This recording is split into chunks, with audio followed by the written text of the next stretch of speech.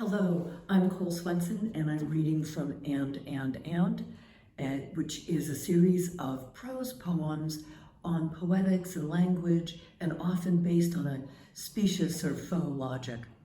I'm going to read 4 pieces. Ship. A ship is, by definition, something slipping out of fog, and oddly more visible than a vessel less veiled.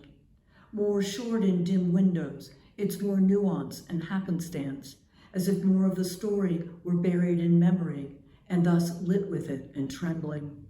A ship is, in fact, the shape of memory itself, and, remembering itself, suddenly thinks what a long way off it seems. And yet, at every slight lightening of the fog, it deflects the thought, and thus is still coming toward. The fog extends into linguistics, making it difficult to say whether it's a ship or more of a boat or a ferry or a yacht.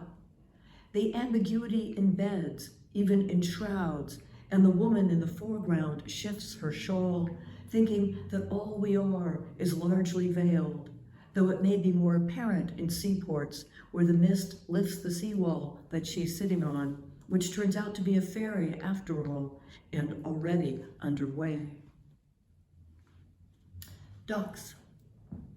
Watching a duck land on a lake, that amazing way that they glide across just the top millimeter of water.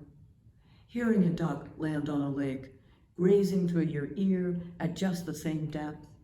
Here the analogy is obvious, except that in the case of a poem, the lake goes on forever, and thus so too must the duck. Aught. Watching the otter pass through the daughter. She's almost 5, and she's learning to read. There is an otter in the sea, which she has seen, and there's another in her book, which is somehow more real, or rather, it's not that the animal that she saw in the water is less so, but that this one in the book, it's not so much the picture, but the letters that seem to give it a living beyond its body, which she expresses by not being quite able to put it into words. Thank you.